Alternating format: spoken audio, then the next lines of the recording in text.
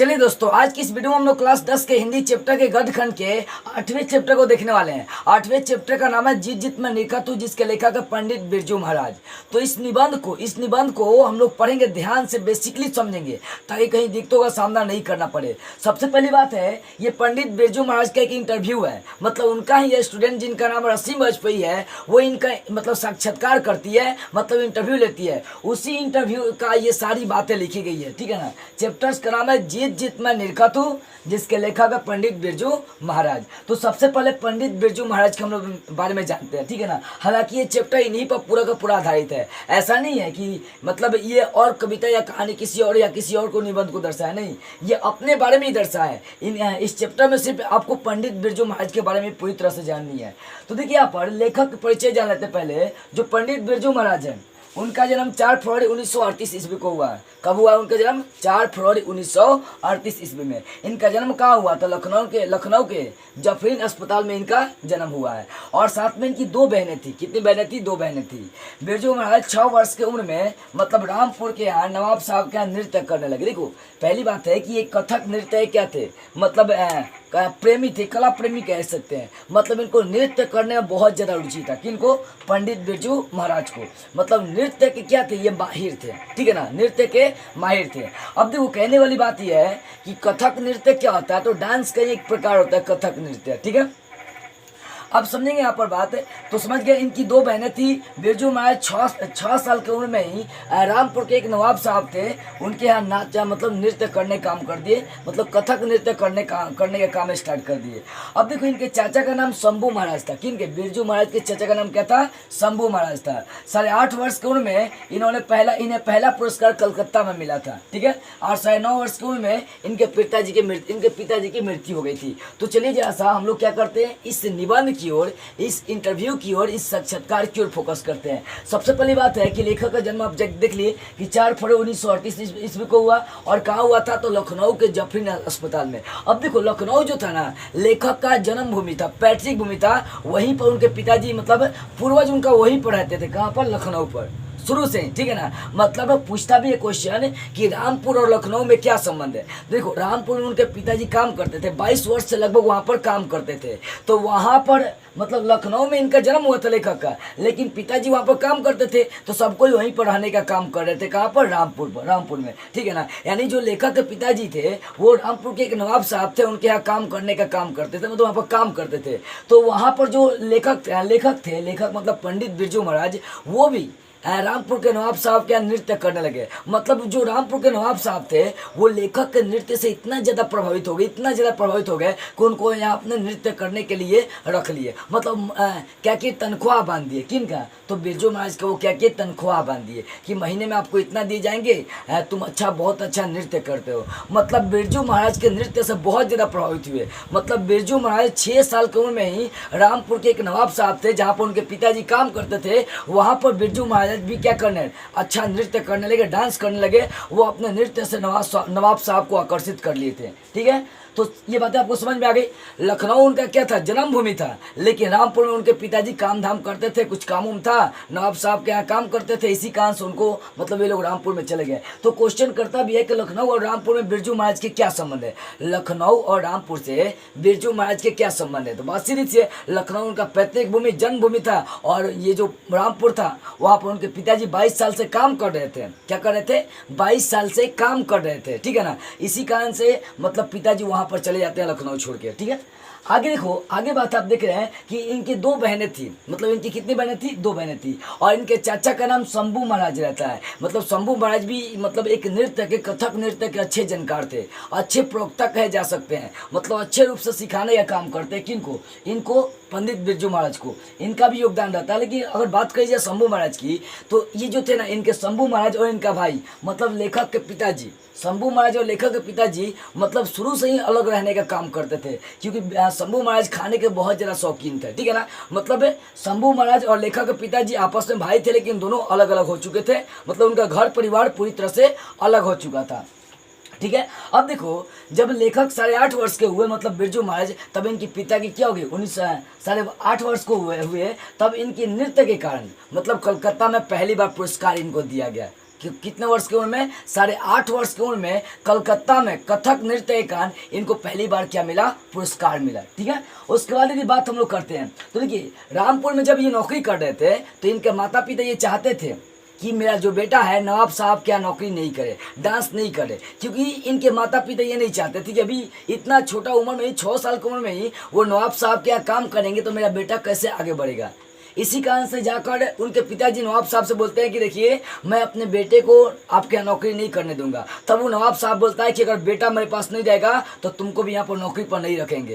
तो इसी कारण से बाप बेटा दोनों को निकाल देता है। कौन? नवाब साहब वहाँ से निकाल देता है। जब नवाब साहब निकाल देता है तो उनके पिताजी हनुमान जी को जाके क्या करते हैं, प्रसाद उरद चाहते हैं, खुशी मनाते हैं कि अब मेरे बेटे का क्या होगा, नौकरी छूट गया। तो क्वेश्चन कई बार ये भी करता है कि रामपुर के नौकरी छूटने पर उनके पिताजी चाहे उनके परिवार वाले हनुमान जी को प्रसाद क्यों चढ़ाए, तो उनके माता पिता चाहते थे कि मेरा बेटा नवाब साहब के यहाँ काम नहीं करे। ठीक है ना, जब नवाब साहब से जाकर उनके पिताजी बोलते हैं कि मैं अपने बेटे को आपके पास काम करने नहीं दूंगा, तब नवाब साहब कहते हैं कि जब बेटा नहीं मेरे पास काम करेगा तो पिता भी नहीं। इसी कारण से दोनों निकाल दिए जाते हैं। दोनों निकालने के बाद उनके माँ और बाप बहुत ज़्यादा खुश हो जाते हैं और हनुमान जी को जाकर प्रसाद चढ़ाते हैं। ठीक है ना, अब देखो पहली बार मतलब ये डांस सीखने के लिए कहाँ जुड़े थे, तो पहली बार ये दिल्ली में हिंदुस्तानी डांस म्यूजिक से अपना संबंध स्थापित किए और वहाँ पर निर्मला जोशी के संपर्क में आए थे। देखिए बात यहाँ से आ रही थी, फिर से एक बार समझा रहा हूँ। इनका जन्म तो आप देख लिए 4 फरवरी 1938 ईस्वी को कहाँ हुआ था, लखनऊ के जफरीन अस्पताल में। लखनऊ और रामपुर में इनका क्या संबंध है, तो लखनऊ इनका जन्मभूमि था, लेकिन रामपुर इनका मतलब जो इनके पिताजी थे वो क्या वहाँ पर काम धाम करते थे। इसी कारण से लखनऊ को छोड़कर कहाँ चले गए, रामपुर चले गए। अब रामपुर जाने के बाद वहाँ पर नवाब साहब क्या इनके पिताजी काम करते थे, तो लेखक के नृत्य से डांस से जो नवाब साहब थे वो मतलब क्या हो गए, आकर्षित हो गए। इसी कारण से नवाब साहब ने बिरजू महाराज को अपना नौकरी पर रख लिए। लेकिन उनके पिताजी चाहते नहीं थे, माँ बाप चाहते नहीं थे कि हमारा बेटा वहीं 6 वर्ष की उम्र में उनके पास नौकरी करे। इसी कारण से जब नौकरी छूट जाती है, मतलब नवाब साहब से जाकर उनके पिताजी बोलते हैं कि मैं अपने बेटे को आपके पास अभी नौकरी करने नहीं देना चाहता हूँ। तब क्या होता है कि नवाब साहब बोलता है कि जब तुम्हारा बेटा काम नहीं करेगा तो मैं तुमको भी अपने पास काम पर नहीं रखूंगा। दोनों को निकाल देता है। तब दोनों जाकर क्या होता है, मतलब उनके परिवार वाले हनुमान जी को प्रसाद चढ़ाते हैं। क्यों? क्योंकि उनके माँ बाप चाहते थे कि मेरा बेटा नौकरी अभी नहीं करे, क्योंकि उसका उम्र अभी ज़्यादा नहीं था। ठीक है, उसके बाद जब वहाँ से नौकरी छूट गई तो वो लोग दिल्ली चले गए और दिल्ली में जाने के बाद वहीं पर जो ये लेखक थे बिरजू महाराज हिंदुस्तानी डांस म्यूजिक से पहली बार जुड़े और वहाँ पर निर्मला जोशी के संपर्क में, जब रामपुर से उनकी नौकरी छूटी तो दिल्ली गए वो लोग और दिल्ली में कहाँ सबसे पहले जुड़े, तो ये दिल्ली में हिंदुस्तानी डांस म्यूजिक से जुड़ने का काम किए। वहाँ किसके संपर्क में आए तो निर्मला जोशी के संपर्क में आने का काम किए। ठीक है ना, अब देखो जब लेखक 8.5 वर्ष का हुआ तब इनको जो है ना कलकत्ता में सबसे पहला पुरस्कार मिला। कलकत्ता में नृत्य के कारण, अच्छे नृत्य के कारण इनको पहला पुरस्कार मिला। अब देखो 9.5 वर्ष का जब हो गए तब लेखक के पिताजी की मृत्यु हो गई। कब? 1947 ईस्वी में। जब लेखक का उम्र 9.5 वर्ष का था तब 1947 ईस्वी में पिता की क्या हो गई, मृत्यु हो गई। अब देखो जैसे ही पिता की मृत्यु हो गई तो लेखक के घर का स्थिति बहुत दयनीय हो गया। ठीक है ना, 10वां और 13वां करने के लिए लेखक के पास पैसे नहीं थे। तब वो क्या किए, फटाफट 10 दिन के अंदर में 2 प्रोग्राम किए और लगभग 500 रुपये इकट्ठे किए, उसी 500 रुपये से अपने पिताजी के 10वां और 13वां कार्यक्रम किए। कौन? बिरजू महाराज जी कहते हैं कि इतना दुखद समय मेरे जीवन में और कोई नहीं आया था। मतलब अपने पापा का काम करने के लिए, पिताजी का काम करने के लिए मेरे पास पैसे नहीं थे, तो मैंने 2 प्रोग्राम किए और 2 प्रोग्राम करने के बाद जो मेरे पास 500 रुपये है उसी से मैंने क्या किया, उसी से अपने पिताजी का दाह संस्कार से लेकर जो भी क्रियाक्रम था वो सब किया। अब देखो पिताजी की मृत्यु के बाद इनका जो कंडीशन था वो दयनीय हो गया था। ठीक है ना, तब अब इनके पिताजी तो मर गए थे। अब क्या होता है कि पिताजी के मृत्यु के बाद जो माँ है उनकी बची लेखक के, वही माँ उनके प्रोग्राम में संगे आती है, जाती है और यही माँ जज का भी काम करती है। मतलब लेखक क्या करते हैं, नृत्य करते हैं, तो इनकी जो माँ है वही उनकी खामियाँ, उनकी गलतियाँ, उनकी गुणों को क्या करती है, प्रकट करती है। यानी लेखक जो है अपनी माँ को जज के रूप में मानते थे, लेकिन अपने पिता को गुरु मानते थे। क्यों? क्योंकि उनके पिताजी ही लेखक को मतलब नृत्य सिखाने का काम करते थे। एक बार की ये बात है कि जो इनके पिताजी थे वो बोले कि मैं तुमको एक ही शर्त शर्त पर क्या तालीम बांधूंगा, मतलब तुमको अपना शिष्य बनाऊंगा जब तुम मुझे 500 रुपये दोगे। तो लेखक क्या करते हैं, 2-3 प्रोग्राम करते हैं, 500 रुपये इकट्ठे करते हैं और अपने पिताजी को देकर क्या बन जाते हैं, शिष्य बन जाते हैं। ठीक है ना, हाथ में गंदा बांध देते हैं, गंडा बांधी जाती है, मतलब शिष्य बनाई जाती है। तो मतलब जो लेखक थे वो अपने पिताजी को गुरु मानते थे और अपनी माँ को सबसे बड़ा जज मानते थे। क्वेश्चन करता भी है कि लेखक सबसे बड़ा जज किसको मानते हैं, तो अपनी माँ को मानते हैं। ठीक है, तो समझ में आ गई। पिताजी के मृत्यु के बाद माँ ही उनके प्रोग्राम में आने जाने लगी और माँ जो थी ना वो जज का काम करना स्टार्ट कर दी। अब देखो 1950 ईस्वी में लेखक जो है ना 2 ट्यूशन पढ़ा रहे थे, 25-25 रुपए के, कितने 25-25 रुपए के 2 ट्यूशन पढ़ाने का काम करते थे। और एक सीताराम बागला नामक लड़का था जिसको नृत्य सिखाते थे और उससे हाई स्कूल का पढ़ाई खुद पढ़ते थे। मतलब बड़ी संघर्ष इनको अपने जीवन में करना पड़ा है। यानी ये 1950 ईस्वी में देखी जाए तो 25-25 रुपए के 2 ट्यूशन पढ़ाते थे आर्य नगर में। कहाँ, आर्य नगर में 2 ट्यूशन 25-25 रुपए में पढ़ाते थे। और सीताराम बागला नामक लड़के को नृत्य सिखाते थे और उसके बदले में उससे हाई स्कूल की पढ़ाई पढ़ते थे। लेकिन फिर भी बेचारे पंडित बिरजू महाराज फेल हो गए। ये क्या होगा, पंडित बिरजू महाराज फिर भी फेल हो गए। अब देखो ये संगीत भारती के संपर्क में आ गए। मतलब ये कहाँ आ गए, तो संगीत भारती में बिरजू महाराज की दिनचर्या की बात करते हैं यदि, तो संगीत भारती में मतलब ये क्या करते थे, नौकरी करते थे। मतलब 250 रुपये में क्या करते थे, नौकरी करते थे। ट्यूशन भी उनको पढ़ाना उड़ाना होता था। दरियागंज में रहते थे, वहाँ से 5 या 9 नंबर का बस पकड़ के इनको संगीत भारती में पहुँचना पड़ता था। और संगीत भारती में मतलब कभी काल ही इनको नृत्य करने का मौका मिलता था। इस सबसे परेशान होकर क्या कि संगीत भारती को छोड़ दिए, मतलब वो क्या कि संगीत भारती को पूरी तरह से त्याग दिए। ठीक है ना, संगीत भारती को पूरी तरह से वो क्या किए, त्याग दिए। अब देखो यहाँ तो समझ गए बिरजू महाराज के गुरु कौन थे। अब बिरजू महाराज के जीवन में दुखद समय कब आ गया। अब यहाँ पर ध्यान देने वाली बात है कि यह संगीत भारती की भी बात है, आप समझ गए। संगीत भारती में इनकी दिनचर्या क्या थी, तो संगीत भारती में मतलब जो थे ना 250 रुपये पर नौकरी करते थे। कितने रुपए पर, 250 रुपये पर नौकरी कर रहे थे। ट्यूशन भी पढ़ाना था इनको, 25-25 रुपये के ट्यूशन पढ़ा रहे थे। सीताराम बागला नाम के एक लड़के को भी ट्यूशन पढ़ा रहे थे, नृत्य सिखा रहे थे और उसके बदले हाई स्कूल का पढ़ाई पढ़ते थे। और संगीत भारती में इनको कभी काल ही मौका मिलता था अपना नृत्य प्रदर्शन करने का।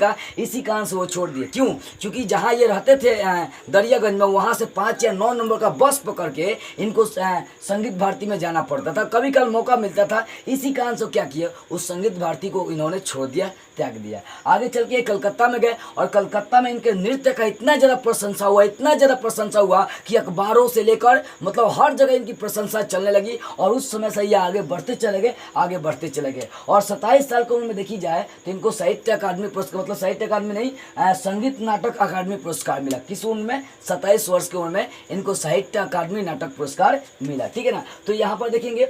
और ये साथ में क्या क्या बजाते बिरजू महाराज, कथक नृत्य के साथ साथ देख सकते हैं तो सितार, गिटार, हारमोनियम, बांसुरी, तबला, वाद्य यंत्र, मतलब बहुत सारे यंत्र बजाने का काम करते थे। बिरजू महाराज का जब विवाह हुआ, मतलब इनका विवाह 18 वर्ष की उम्र में हो गया। जब पिताजी मर गई तो इनकी अम्मा जो है ना, इनकी माँ जो है ना, वो मतलब हबड़ा कर क्या कर इनकी शादी कर दी 18 वर्ष की उम्र में। लेकिन लेखक कहते हैं, बिरजू महाराज कहते हैं कि मैं शादी करना नहीं चाहता था, मेरी बर्बादी के कारण देखी जाए तो शादी था। क्यों, क्योंकि मुझे शादी के बाद अपनी पत्नी के लिए कमाना पड़ रहा था, नहीं तो मैं और पहले ही क्या करता, फेमस हो जाता नृत्य की दुनिया में। ठीक है ना, उसके बाद है बिरजू महाराज अपना सबसे बड़ा जज, तो आप समझ ही गए। पुराने और आज के नर्तकों में क्या संबंध है, देखो पुराने और आज के नर्तकों की बात करी जाए तो पुराने जो नर्तक थे वो जहाँ मिलता था वहीं पर डांस करने लगते थे, वो सुख सुविधा उतना नहीं खोजते थे। लेकिन आज के जो नर्तक है वो हर सुख सुविधाएं खोजते हैं। स्टेज थोड़ा सा ऊंच नीचे नहीं होनी चाहिए, आवाज़ भी बढ़िया होनी चाहिए। तो पहले के नर्तकों और आज के नर्तकों में बहुत ज़्यादा फर्क है। पहले के नर्तक सुख सुविधा नहीं खोजते थे, आज के नर्तक बहुत ज़्यादा सुख सुविधा खोजते हैं। तो ये था आपका क्या था, मतलब जीत में निर्गत हूँ। एक बार और शॉर्ट में मैं बता दे रहा हूँ, ध्यान से सारी बातों को समझिएगा। देखिए लेखक जो है ना पंडित बिरजू महाराज, ये इनका इंटरव्यू है, अलग से चैप्टर नहीं, ये इनका इंटरव्यू है जिसमें बोल रहे कि मैं जीत के निर्गत हूँ। हर जगह जीत का मैंने क्या किया, अपने सुंदरता को, अपने कला को बिखेर दिया। ठीक है ना, तो देखो इनकी जन्म 4 फरवरी 1938 ईस्वी को हुआ। लखनऊ के जफरीन अस्पताल में हुआ था। लखनऊ इनका अपना जन्मभूमि था और रामपुर जो था वहाँ पर उनके पिताजी काम धाम करते थे, नवाब साहब क्या नौकरी करते थे। ठीक है ना, और साथ में देखी जाती इनकी 2 बहनें थी। अब 6 वर्ष की उम्र में क्या हुआ, मतलब जब ये 5 साल का हुआ बिरजू महाराज तो इनके पिताजी फिर रामपुर चले गए। अब देखो रामपुर चले चले गए तो वहाँ पर बिरजू महाराज भी नवाब साहब के यहाँ डांस करने लगे। उनके डांस से क्या होगा, नवाब साहब बहुत मतलब आकर्षित हो गया, बहुत ज़्यादा पसंद करने लगे। तो इनको तनख्वाह के रूप में बांध दिए किनको, बिरजू महाराज को। लेकिन इनके पिताजी चाहते नहीं थे कि हमारा बेटा वहीं से काम धाम करे, नौकरी वोकरी करे नवाब साहब के यहाँ। इसी कारण से इनके पिताजी नवाब साहब को जाकर बोलते हैं कि देखिए मैं अपने बेटे को आपके पास नौकरी करने नहीं देना चाहता हूँ। तब नवाब साहब बोलता है कि बेटा नहीं काम करेगा तो बाप भी काम नहीं करेगा। तो दोनों को वहाँ से क्या करते हैं, वो निकाल देते हैं। निकालने के बाद वहाँ से जो बिरजू महाराज है वो दिल्ली चले जाते हैं। दिल्ली जाकर वहाँ पर हिंदुस्तानी डांस म्यूजिक से जुड़ जाते हैं और वहाँ पर निर्मला जोशी के संपर्क में वो आते हैं। किनके संपर्क में आते हैं, निर्मला जोशी के संपर्क में आते हैं, ठीक है ना। उसके बाद की बात करते हैं तो इनके चाचा का नाम देखी जाए शंभू महाराज, मतलब इनके चाचा का नाम लेखक पंडित बिरजू महाराज के लिए चर्चा करते हैं। देखो पंडित बिरजू महाराज के चाचा का नाम क्या था, शंभू महाराज था। ये क्या थे, इनके पिताजी के भाई थे, मतलब अपना चाचा थे, ठीक है ना।